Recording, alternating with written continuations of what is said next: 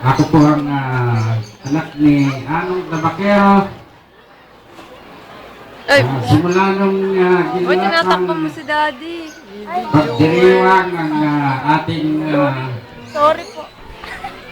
Tabakero Clan noong 1987. At hanggang ngayon, nandito pa rin tayo Hello, no. sa ating reunion. Sana naman, lagi nating taon-taon, lagi nating ipagdiwang ang ating anibersaryo ng ating Tabakero Clan.